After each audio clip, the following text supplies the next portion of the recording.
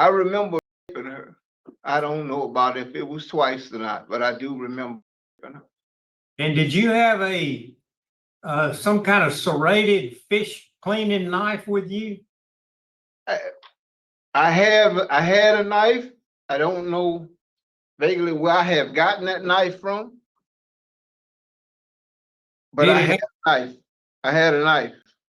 Okay, and she ended up, according to the report, she ended up getting thousands of stitches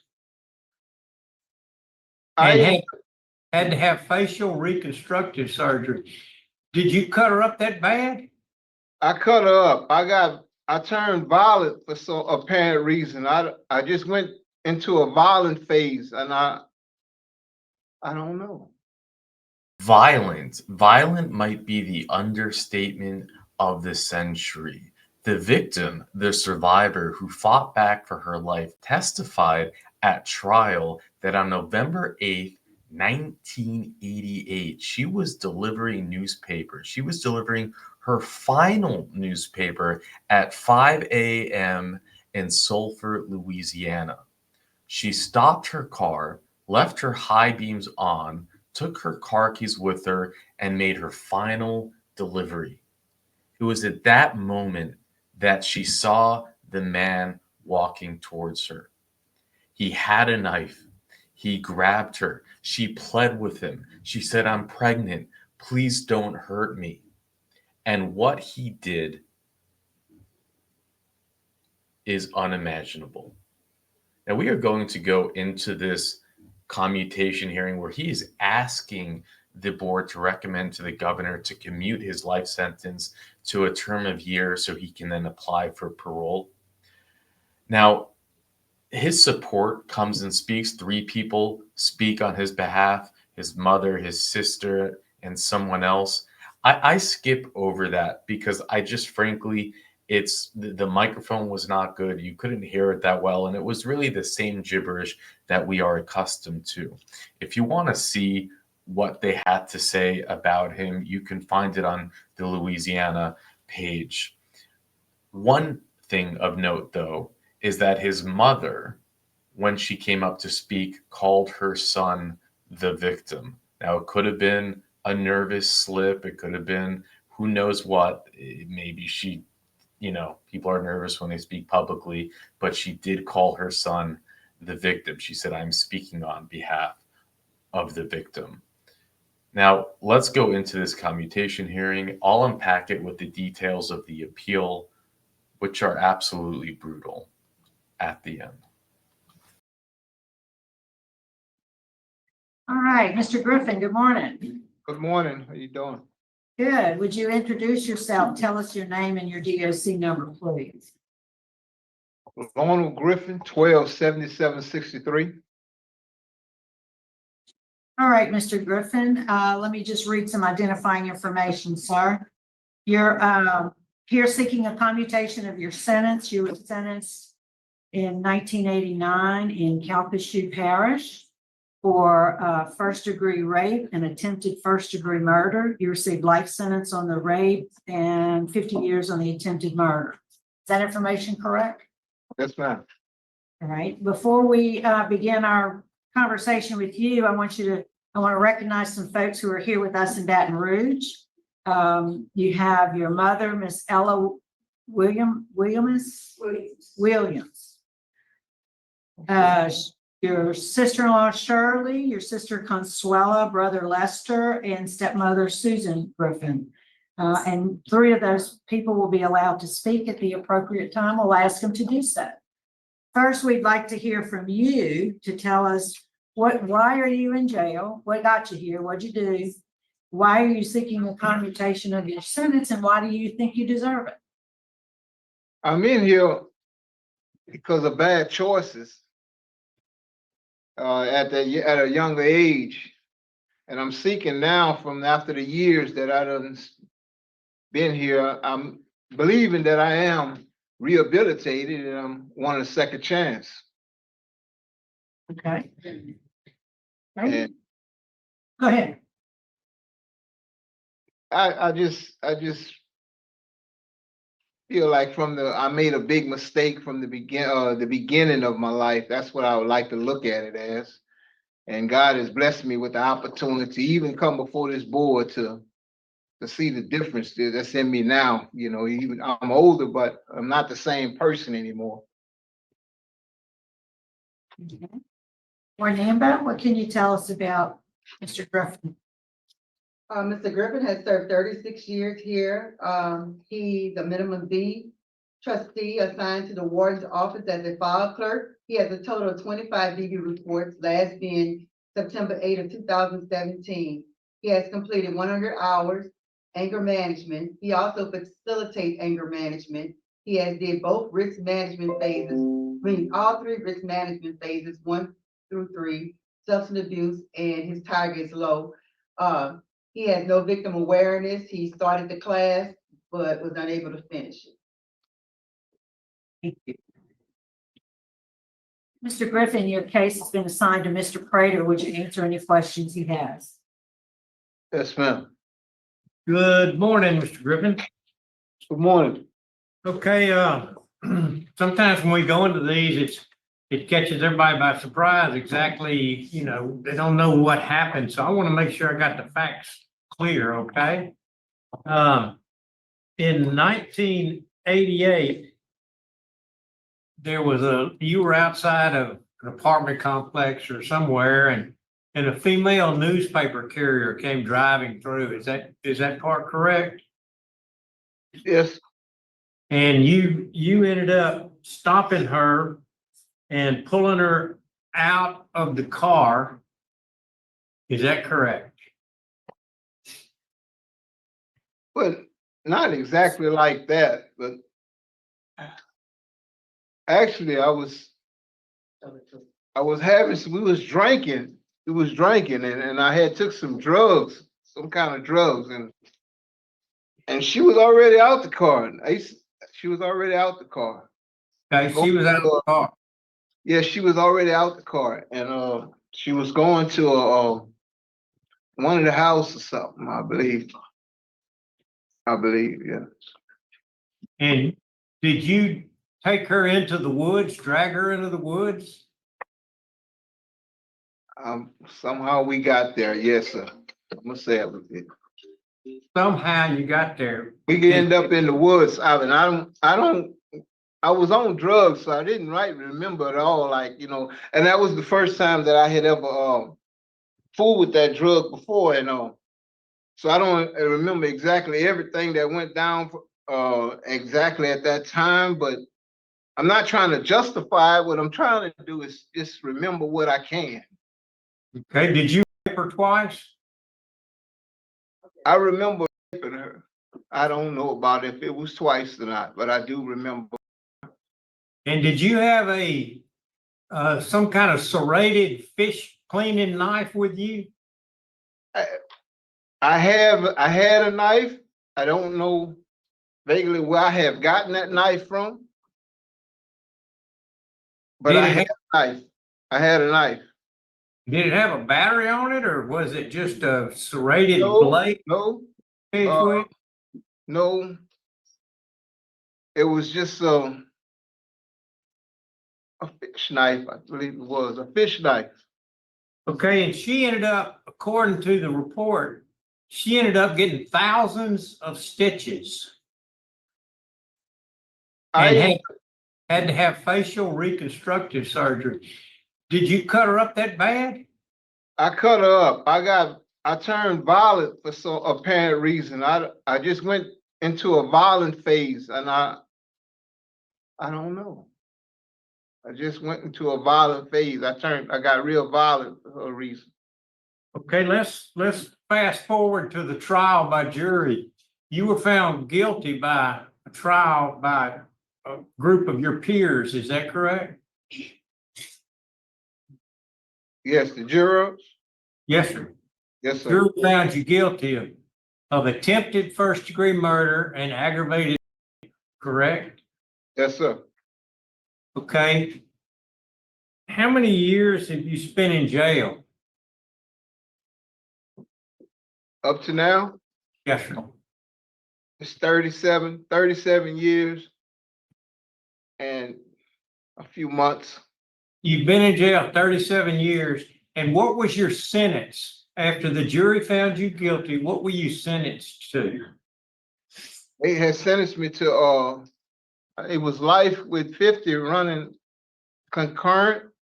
Okay, you got a life sentence for the attempted first degree murder Yes, and the 50 for the aggravated. yes. No, it was I thought it was a life sentence for the rape and the 50 for the first degree attempt. I thought it was that. Might have been, but you got a life sentence for one of them and Okay. a 50-year for the other to Yes, sir. run current. And you've been in jail how many years? 37 years and a few months. So you hadn't even done the 50 yet. No, sir. And so I'm trying to, and I believe in real rehabilitation and I believe in all of those, but when you have to justify the seriousness of the crime, this lady, the rest of her life was ruined. And she ended up, she's deceased now. But her whole life was ruined. Why should your whole life not be ruined? Quote, ruined, not that it's ruined in jail. You're doing a lot of good things and you've repented, and I believe in repentance, but convince me I need to vote that you be commuted, your sentence be commuted. I'm not saying that I'm worthy of anything. I'm just asking for a second chance. Okay. All Yeah. right. And that's, I'm just not the same person that it was back then. I was younger and I didn't have the right. and I want you to understand, I truly believe that. I believe that you're not the same person. Okay, that's all I got. Questions? Yeah, I got one. How old were you doing the crime? I was 22. 22? Yes, sir. Since you've been incarcerated, what classes have you taken to better yourself to support that you would never do this again? I took risk management, the phases that they have in substance abuse, 100 hours, whatever, all that they was giving them to me as they was coming, I was taking them. And I spent a lot of time in religious and ministering. I spent most of my years here in ministering. Did you take any sexual abuse classes? That's what risk management is. What I took those 3 courses. What did you learn in that class? What affected I you the most? learned that the most important thing that stuck out to me was your peer group, the people that you be around. It's gonna determine basically the where you're headed, what direction you're headed in. That was one of the most things that stood out for me. And I believe, and that's one thing I'm not into anymore about any drugs or any drinking. And I used to drink and Just say if you're released, what would you do then if you were released? I have some people that I correspond with from being here, and they had already said they would love for me to be like a motivated speaker, and I would love to do it, to speak to some of the younger guys, even though I do it here, because I can tell them from experience, not from what I've heard about it, but from experience on what life was for me in Angola while I was here as a youngster coming in, or even on the street in society, thinking that I knew something when I did not know, until now, that what I had to pay, what it costs. It only take 1 second to change your life. Would you continue taking some type of class to better yourself? Yes, always. Yes, sir.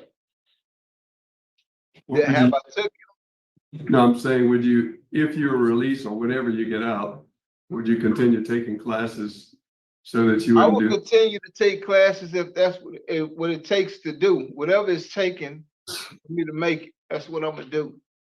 Where do you plan to live? In Texas, I have Consuela, she's there, and I have she's my the place where I was going to live, but then I also have other places where they wanted to help me, support me as I Okay. work with them. Okay, I have no more questions. Mr. Griffin, I see you're also a tier walker, Yes, nurse aide. nurse aide. Okay. Yes, sir. How long did you do that? I did that for about 7 years. And I think you went through the training twice, right? Yes, sir. Training. Okay, well, we appreciate that. We know that's a big job in the prisons. Thank you, Thank- sir. Mr. Griffin, Warden Ambo indicated that you started the victim awareness program and you were not able to finish it. Can you tell us why? I wasn't able to finish when I started the victim awareness. It only lasts for like 2 months, 2 to 3 months, and the guy got himself into some trouble that was teaching it. So when he got himself into trouble, I went and got into another class, and we can't just swap over, you know. So I went and got in. I started facilitating anger management. You thought about trying to, I'm sure they offer the victim awareness now again. Yeah, they said it come back. I had went back when they kick it back off, but he said it was a list that I have to get in line for. Okay, I get it. And your job is in the warden's clerk. What do you do there? I work in the warden's office. I file the paperwork, and I cleans up and keep things in order. Is that at the main prison? Where is that? Where do you I'm live? in Camp D. Camp D. Okay. That's fine. All right. Well, I just wanted to, you mentioned that you were under the influence of some drug that you'd never taken before. What was it? It was described to me, and I don't know if this was the name of it. It was a sedative narcotic or something, and I remember during the court when they asked the psychiatrist, they asked 2 psychiatrists if there was some type of drug that'll have you to act out the way you did, and they said yes. But I wasn't really not a drug person. I was an alcohol. I would drink, and that was just something I had to experiment. All right. I don't have any other questions. Thank you, sir. It looks like we've concluded our questions. I think we're ready to vote. We'll ask Mr. Prater for his vote first. Yes, sir, Mr. Griffin, I applaud you the way that the things you're doing while you're in jail and the way that you're really sorry for what happened. However, although you've been in jail a long time, you were sentenced to life plus 50, and 36 years is not even, as I said, the 50. Due to the nature and seriousness of the crime, the awful attack, I'm going to vote to deny your request. Mr. Freeman, I concur with Mr. Prater. Mr. Tillis. Mr. Griffin, I applaud you for what you've done. I see the remorsefulness in you. You're trying to better yourself, and I'm glad that you are. My vote today is going to be to grant. All right. So today, because there's only 4 members present, Mr. Griffin, it requires a unanimous vote. So you know what the outcome of today's hearing is. You know, I don't think we've mentioned to you, there's pretty strong opposition from law enforcement in the Calcasieu area. I know you said that's not where you want to go, but very strong opposition from the district attorney, the sheriff, chief of police. You just need to be aware of that. My vote today, I would give you a chance to commute your sentence to 99 years and let parole eligibility fall wherever it does. But because you've received a non-unanimous vote today, the outcome is that your application is denied today. Good luck to you, sir. So That concludes our business at Angola. We're gonna sign off at 11:53. Y'all have a good day. I am happy that they did not recommend to the governor to commute his sentence. Remember, this is not a parole hearing. The governor would still have to agree to sign it. It could be years before he signs it. So this was a long way out. But I just can't wrap my mind around how somebody would do that at 5 a.m., approach a defense. I don't know how old she was, but she's, they said in the court transcripts, between 2 and 3 months pregnant, a woman working, doing a delivery route, and to approach her and not only do what he does to her, but to nearly kill her. He was trying to kill her, and he's lucky that she fought back for her life, because she did. She beat him off. She ran away. We'll go over the appeal, because had he successfully killed her, I imagine he'd be dead now through the death penalty. You know, the only reason I can assume that he didn't get the death penalty was because she didn't die. That's my guess. And again, remember the family spoke on his behalf. I cut it out. If you want to see that, you can go to the Louisiana page, and also maybe you're just listening to the hearing. I know that I listen to most of my YouTube stuff and not watch. I was pasting parts of the appeal through the hearing. I'll go over the appeal now for those of you who are listening and also want to dive in a little bit deeper. But if you were watching and you like that I am copying and pasting the appeal as the hearing goes, let me know in the comment section. It takes probably twice as much work. Maybe I'll get better and more proficient at it if I do it more, but right now it's a lot of work, and I'm only going to do it if you give me feedback that you want me to do it, or if you don't want me to do it. And look, do you think that he was being genuine? Do you think that he was authentic? Do you think that he was actually remorseful? My personal takeaway is, yes, he showed emotion more than others showed. Many are just like this. And I think that maybe he is regretful, right? He does regret it. But I'm not willing to let myself go there. And I'm also not willing to take the chance on it, because I think somebody who can get that violent, there's something I think just so deeply wrong with them that there's no guarantee they won't do it again. And, you know, Lady Holly put in the comment section, we're not an echo chamber. So she put in the comment section, and I spoke to her before. I'm sharing this with you to get her blessing. But she said, you know, Mandu, as an SA survivor myself, I'm still willing to, you know, she said, you know, let me just look for it. Here it is. Look, I'm not one for thinking sex offenders can change. I have my own history, but you know, maybe this one is actually remorseful. And I don't know, maybe he is remorseful, but for me, it fell flat. For me, it fell short. Now, we're not an echo chamber, so you know, maybe he is, but just the way, remember, he would have gone through trial. He would have known the facts. And the sheriff's like, well, did you essay her twice? He's like, I might have. Well, what kind of knife was it? I don't know. It was, and then I thought that the question the sheriff was asking about the knife, maybe I'm thinking too deep into it. There's no mention of what type of knife it was in the appeal, but maybe it was an opportunity. Remember, he was the sheriff. He knows what it's like to interrogate people. He understands you don't want to give away the answer, right? So maybe it could have been an opportunity for him to say, yeah, I worked, I worked with fish, so I always carried a knife with me, right? That's what I did. That was my job. And then it could take away maybe one factor, but he didn't even have that excuse or story. It was, he had a knife on him. He took a knife. That's like premeditated stuff already. And I don't know, maybe I'm looking too deep into it, but when you see how she fought back for her life, how he brutalized her in every way, how he fully intended to kill her, and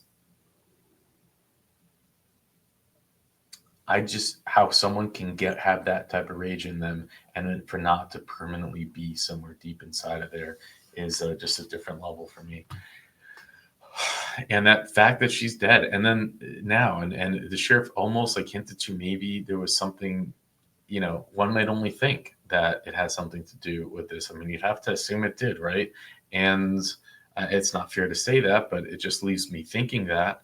And then I hate the fact, I hate that there's no DA, there's no ADA, there's no one that speaks on her behalf. Someone needs to speak on this person's, on this woman, on this victim, on the survivor victim's behalf, because, you know, 3 people came and spoke on his behalf. And like I said, I skipped it, but it's wrong. To me, it's wrong that no one's going to be there for her. So at least we can be the voice for her.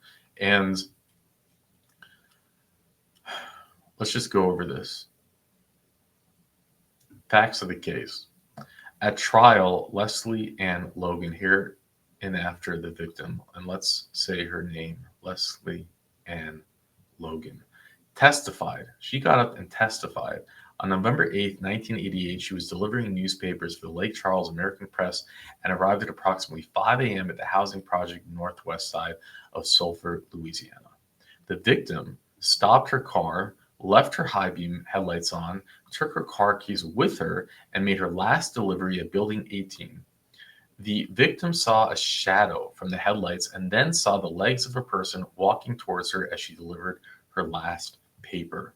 The victim tried to return to her car, but a man jumped in front of her with a knife in his hand. This person, who was later identified as the defendant, was a black male dressed in a dark colored t-shirt, a jean jacket, jeans, and tennis shoes. The victim screamed when the defendant jumped in front of her and asked him not to hurt her. The defendant responded that he did not want to hurt her, but wanted to make love. While holding the knife in his hand, the defendant grabbed the victim by the hair. So he starts out immediately violent. He grabs her by the hair. This is before she fights back. He grabs her by the hair, drags her to the side of the building where he ordered her to remove her pants. The victim resisted, and the defendant placed a knife to her throat and threatened to kill her. The victim complied with the defendant and ordered and removed the pants. At that time, the defendant raised the victim's shirt and put his mouth on her. The defendant grabbed the victim by her hair and dragged her towards the street. Again, this is someone who is innately violent. He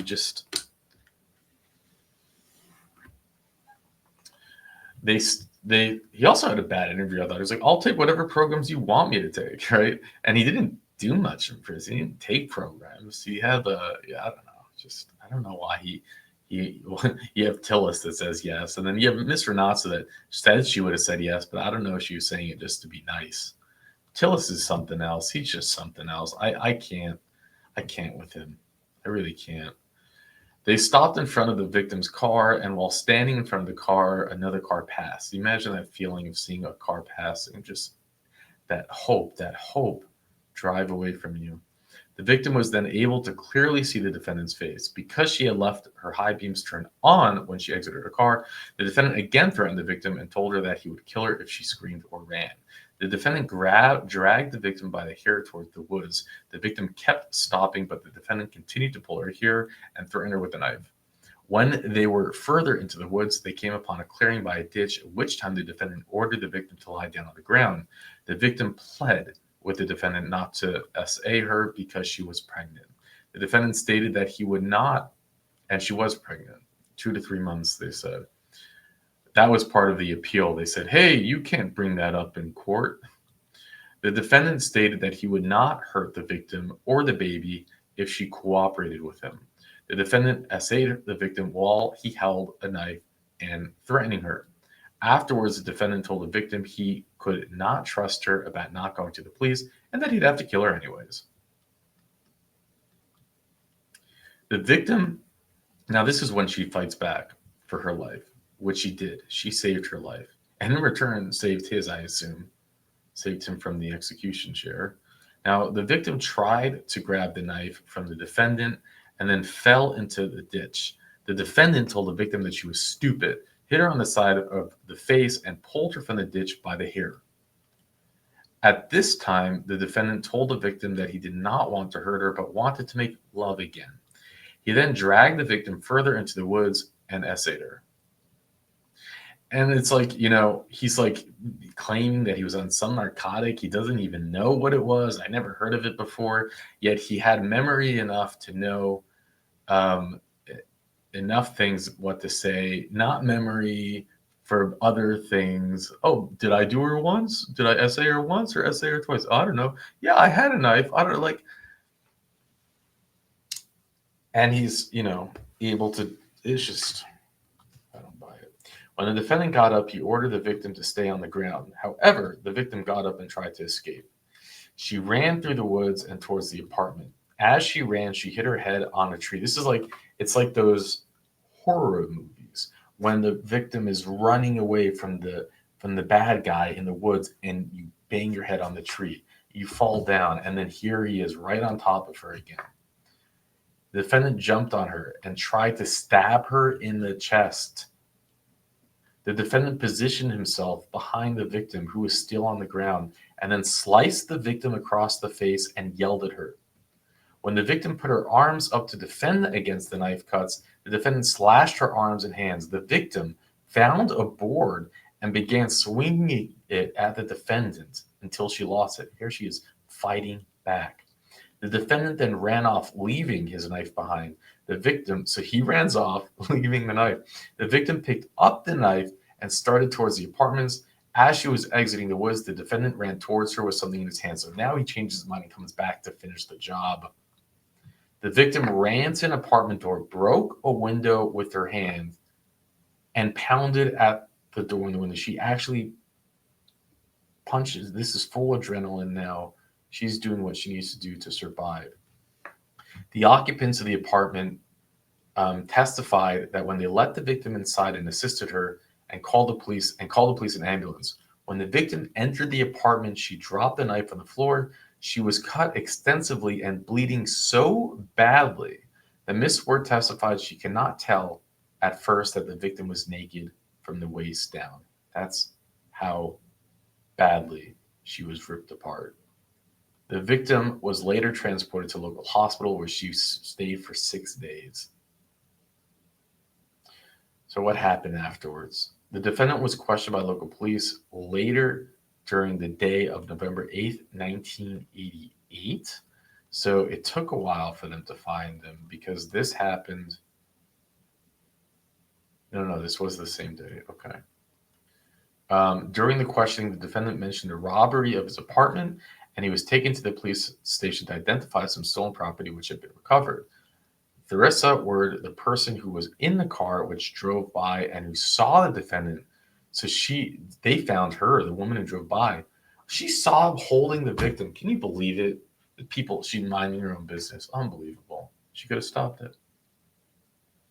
She saw the defendant holding the victim in front of the victim's car. It was also at the police station. You hear about this happen all the time. I mean, it happens quickly. You drive by, you think it's just a domestic dispute. You're not going to want to get involved. I know I'm being harsh, but it just makes it that much more traumatizing. I'm sure she regrets it every day as well.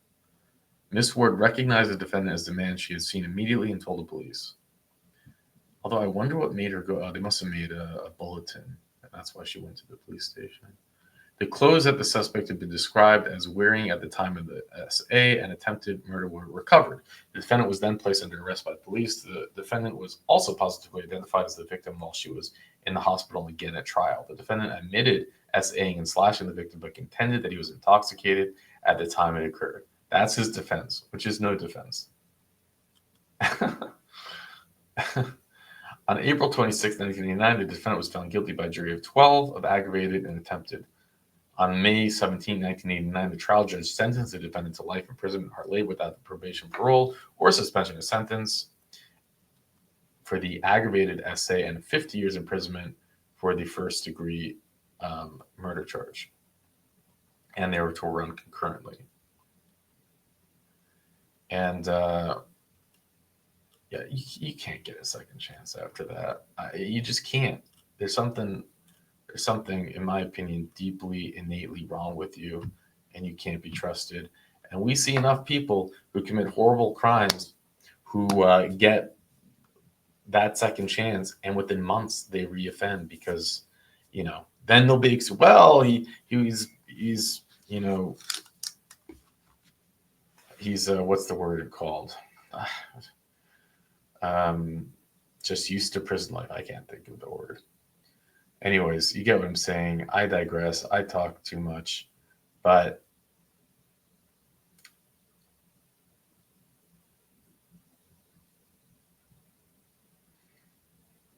I think imagine if she had to be here to fight, to go through this hearing. But instead, no one was there. No one was there. But we are here to share her story. And with that, I'll let you go. The seriousness of the crime, this lady, the rest of her life was ruined. And she ended up, she's deceased now. But her whole life was ruined. Why should your whole life not be ruined?